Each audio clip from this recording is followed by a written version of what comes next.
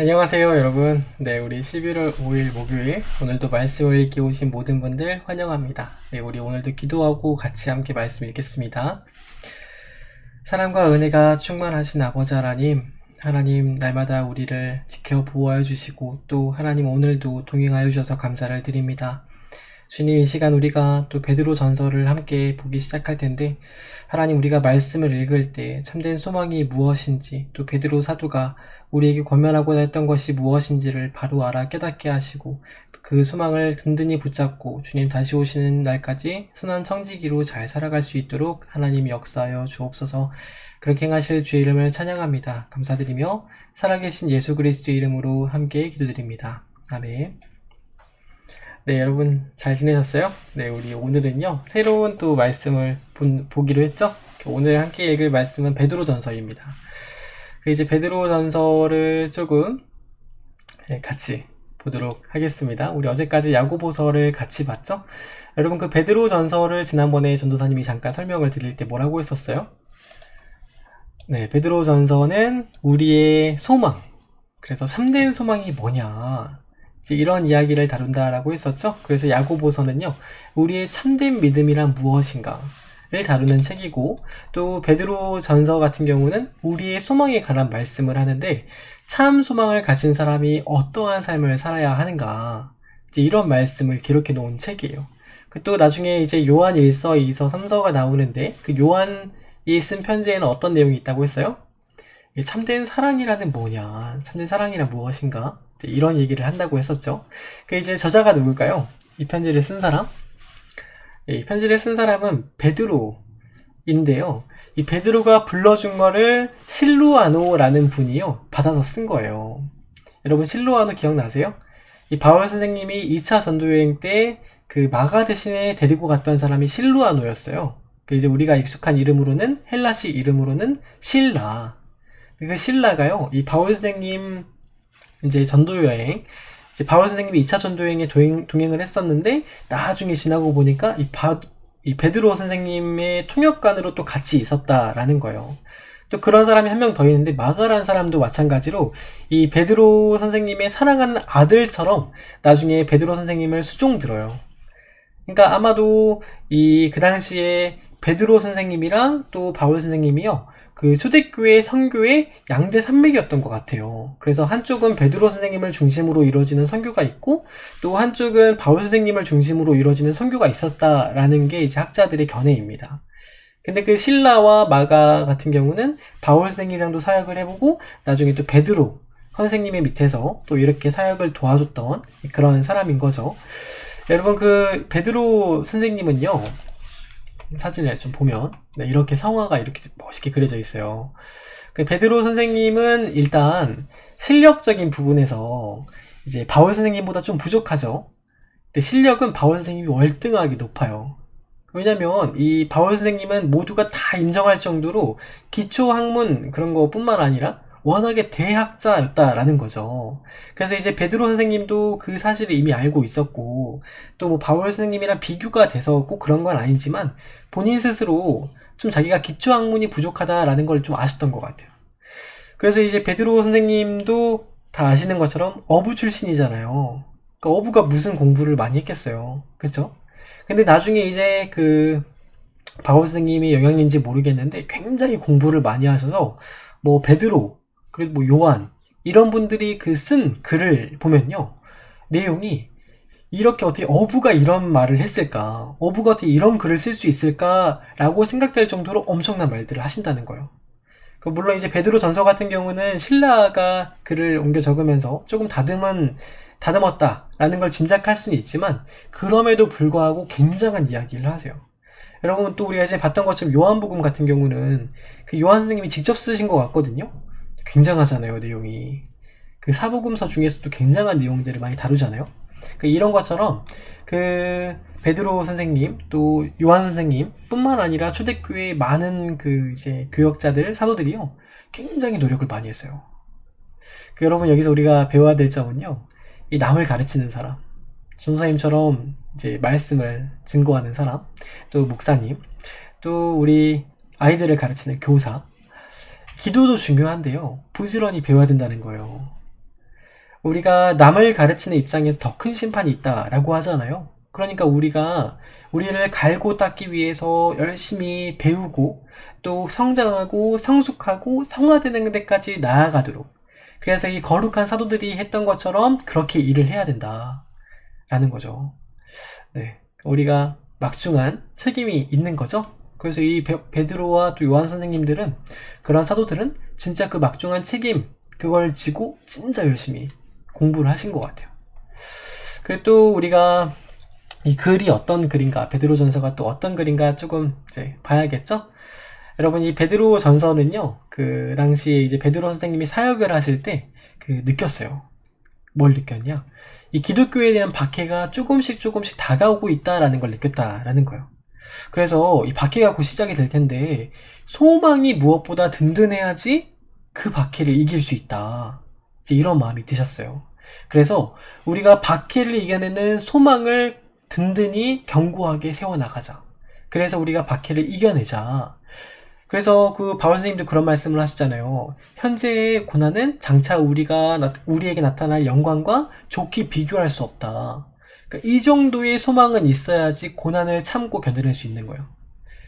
그러니까 이 정도의 소망이 있으니까 바울 선생님도 그 고난을 다 참고 순교하시기까지 믿음을 지키셨던 거죠. 그러니까 또 이 소망은요, 여러분, 지금은 힘들어도 미래에 이루어질 것에 대한 믿음을 갖는 것. 그러니까 소망은 미래에 이루어질 일에 대한 믿음이에요. 그래서 그것을 믿고 일하는 것이 바로 소망이다. 그래서요, 이 믿음이라는 거랑 소망이라는 거는요, 따로 놀지 않아요. 참 믿음은 참 소망과 함께한다. 그래서 그 참 믿음은 반드시 참 소망을 가지고 오게 되고, 또 참 믿음과 참 소망이 있는 사람은 현재 자기가 살고 있는 시대에서 참 사랑을 실천하게 되어 있다. 그러니까 보세요. 미래에 내가 되어질 일들을 참 소망을 믿고, 또 오늘 참 사랑을 실천하면서 참 믿음을 가지고 그리스도인은 살아가는 거예요. 그래서 믿음과 소망과 사랑은 항상 있을진데 그 중에 제일은 사랑이라 라는 말이 있죠. 네, 그래서 이 소망은 믿음과 사랑과 결코 분리될 수 없는 겁니다. 우리 베드로전서의 내용을, 어떤 이야기들, 그러면 참소망은 어떤 게 참소망인가 대충 조금만 설명을 해보면요, 이 참소망은요, 뭐 막연하게 뭐 희망사항 뭐 이렇게 됐으면 좋겠다 이런 게 아니에요. 참소망은 뭐냐면 하나님의 약속에 근거한 소망, 하나님께서 반드시 이렇게 되리라 라고 말씀하셨던 그 말씀에 근거한 약속이에요. 약속. 이런 것들을 참소망이라고 한다. 그래서 그 반드시 이루어질 거라는 보장이 있는 소망이 바로 참소망이고, 그거를 붙잡아야 한다.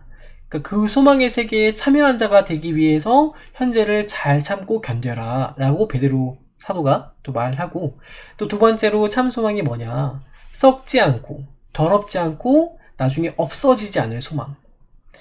여러분, 이 소망이, 우리가 이제 나중에 붙잡는 소망이요, 만약에 썩어가지고 없어져 버릴 거다, 그럼 어떻게 되는 거예요? 우리가 그 어떤 것에 소망을 두고 열심히 그것만 보고 달려갔는데 나중에 사라져 버렸어요. 그럼 좌절하겠죠? 좌절하면 절망하고 극단적인 선택을 할 수도 있는 거예요. 그 자포자기하고 좌절되는 이유는 뭐냐? 소망을 잘못 설정해서 그렇다라는 거예요. 여러분, 우리의 소망을 세상에 두면요, 만약에 세상이 깨져버리면, 세상이 엉망이 되어버리면 우리도 엉망이 되어버리잖아요. 그러니까 소망을 우리가 돈에 둔다. 그럼 돈이 만약에 사라졌어요. 그럼 자살하는 거예요. 그러니까 우리가 이 소망이라는 거는 썩지 않고 더럽지 않고 이 변하지 않는 것, 그것에 소망을 두어야 된다라고 베드로 선생님이 말하세요. 또 하나, 영원한 가치가 있는 소망을 잡아라. 이런 걸 잡아야지. 우리가 이 땅에 살다가 소망을 열심히 붙잡았는데 죽은 다음에 사라져 버렸어요. 그럼 무슨 의미가 있냐는 거죠. 우리가 잡아야 될 우리의 참 소망은 무엇이냐? 영원히 흔들리지 않는 소망. 그래서 우리가 죽더라도 끝나지 않는 소망. 그래서 죽음 이후에도 이어지는 소망을 붙잡아야 한다. 그런 소망이 있으면 마음이 든든하겠죠? 이런 소망이 있는 사람은 마음이 든든한 거예요. 어디를 가든지 나는 죽어서까지 내가 가질 수 있는, 내가 볼 수 있는 소망이 나에게 있어. 마음이 든든하겠죠. 또 한 가지는 환난과 핍박을 견디게 하는 소망을 가져라. 여러분 스바 선생님이 순교하실 때 이 예수 그리스도께서 하나님의 우편에서 서 계신 것을 보노라. 이런 소망을 바라보니까 순교까지 할 수 있는 거죠.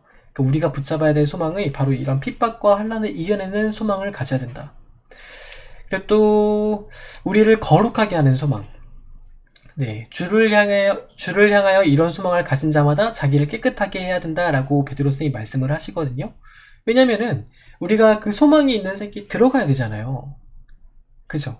우리가 소망을 가지고 있는데 그 소망이 우리에게 올 거라는 믿음이 있는데 그 소망이 들어가기 합당하지 않으면 어떡하냐. 그러니까 우리가 그 거룩한 분이 계신 곳에 들어가려면 우리도 그분께서 거룩하신 것 같이 우리도 거룩해야 된다. 그래서 우리가 지금 이 땅에 살면서 구별되어서 거룩하게 살아가야 된다. 그러니까 세상을 사랑하지 말고 세상을 탐닉하지 말고 거룩한 소망을 가진 사람답게 살아야 된다. 이제 이런 말을 좀 하세요. 그리고 마지막으로 우리가 가진 소망은 우리에게 소망을 물어보는 사람에게 우리가 가진 소망에 대해서 이야기해 줄 수 있는 소망.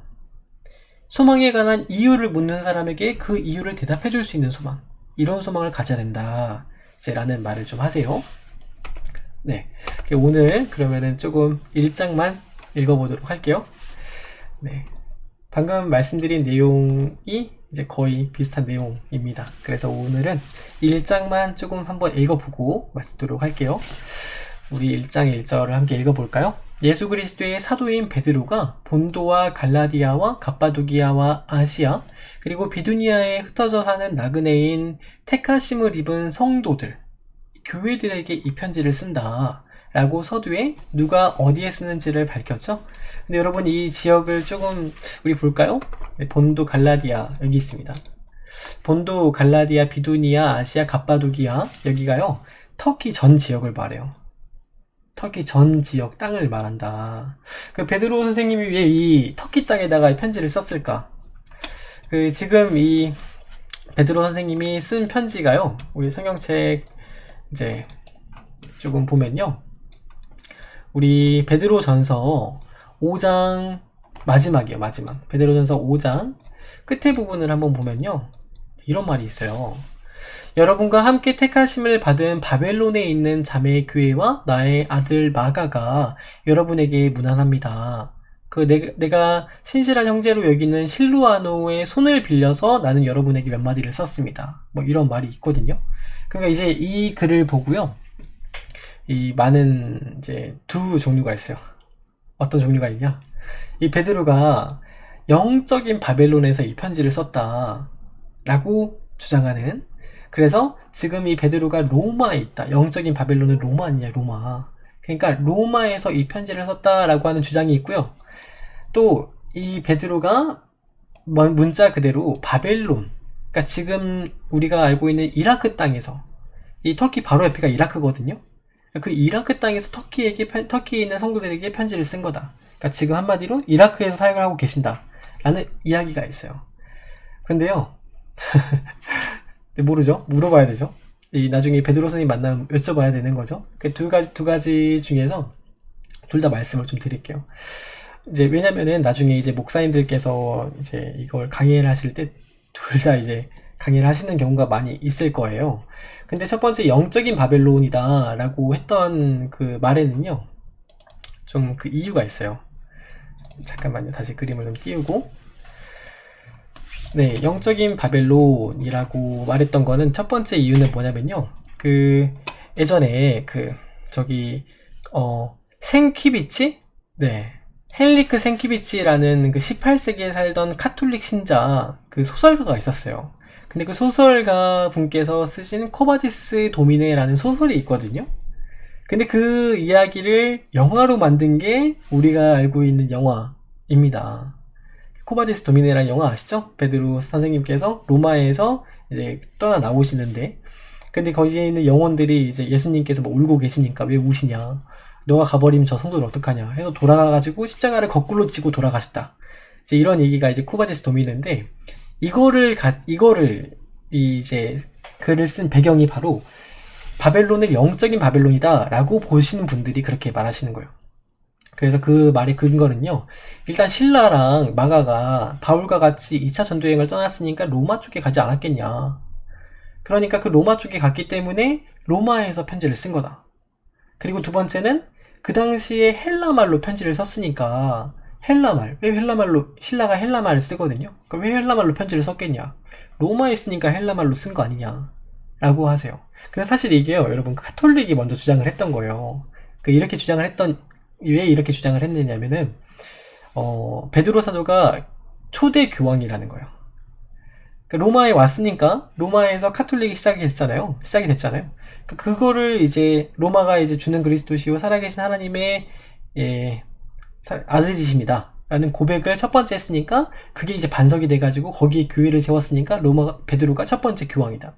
첫 번째 교황이 되려면 로마에 있어야 되지 않겠냐. 그러니까 이렇게 된 거예요. 근데 이제 사실은 베드로가 로마에 있었다라는 어떤 정황은 없어요. 그런 역사적인 기록은 없어요. 왜냐면은 헨리크 생키비치 이 분이요 소설가예요. 소설가. 역사서를 쓴 게 아니라 이 소설을 썼다. 그리고 나중에 베드로 행적이라는 책이 나오거든요. 근데 그 책이 위헌이다. 그러니까 지어낸 책이다. 라고 나중에 이제 판결이 나왔어요.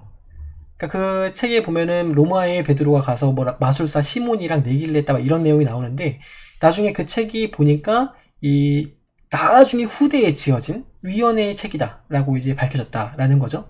그러니까 지금까지 밝혀진 것 중에서 이 베드로가 로마에 갔었다라고 밝혀져 있는 그런 역사적인 기록은 사실 없어요. 그런데 많은 분들이 이제 베드로가 로마에 가서 사역을 했다. 그래서 이 편지도 로마에서 썼다라고 이제 믿으시는 분이 계시는 거죠. 두 번째는 진짜로 바벨론에서 썼다. 이라크에서 썼다라고 주장하시는 분들이 계세요. 그런 거는 이제 어떤 거냐. 그러니까 이제 베드로 선생님이 나중에 베드로 후서를 쓰시거든요. 베드로 후서를 쓰시는데 그 내용이요. 그 뒤에는 유다서라는 편지를 너무 똑같아요. 글의 형식도 똑같고 어떻게 그 신학적인 내용도 똑같고 그 말하고자 하는 바도 너무 똑같은 거예요. 근데 그 유다서를 쓰신 분이 다데오 유다였거든요. 근데 그분의 무덤이 어디 있느냐? 저기 이라크 옆에, 그러니까 터키랑 이라크 이란 그 사이에 있는 사이에 있어요. 이란 그 북부 지역에. 거기서 사역을 하셨던 분이 이제 나중에 순교를 하신 거죠. 거기서. 그래서 거기 기념교회가 있고 무덤이 있는데 그분이 그 이라크에 계셨던 베드로 선생님이랑 자주 교류를 하면서 그 당시 이단 대책에 대해서 연구를 많이 하셨기 때문에 편지가 비슷해진 거 아니냐. 또 하나는 바울 선생님이 로마에다 편지를 쓰는데 만약에 베드로가 그때 거기 있었으면은 게바에게 문안하라 라는 말이 반드시 있지 않았겠냐. 또 만약에 베드로가 로마에서 사역을 하고 있었다면 바울 선생님은 아무도 사역을 하지 않는 곳에 가서 사역하는 게 원칙인데 굳이 로마에 가서 사역을 하셨겠느냐. 이런 주장들이 있죠. 그래서 이거는 바벨론이라는 그 말을 문자적으로 바벨론으로 봐야 된다. 그럼 바벨론이 이라크니까 이라크에서 사역을 하시다가 순교하신 거다. 이렇게 말하는 게 있습니다. 모르죠? 둘 중에 하나가 있겠죠? 전도사님은 후자가 조금 더 맞다고 봐요. 이라크에서 사역을 하시다가 이 터키 땅에다가 교회들에게 편지를 쓰신 게 아닌가. 그 이야기를 조금 더 문자적으로 보는 걸 조금 더 믿는다라는 거예요. 아무튼 그렇습니다. 그래서 오늘은 여기까지 할게요. 이 편지가 어떤 편지인지 조금 알고 우리가 읽으면은 더 읽는 데 도움이 되니까 여기까지 하고 우리 내일은 그래서 베드로 전서 1장을 우리 전도사님과 같이 생방송으로 또 읽도록 하겠습니다. 여러분 오늘 하루도 고생 많으셨고요. 또 기도로 하루를 마무리하시기 바랍니다. 전도사님은 내일 이 시간에 같이 베드로 전서 읽어보도록 할게요. 여러분 사랑하고 축복합니다. 내일 이 시간에 다시 만나요. 안녕.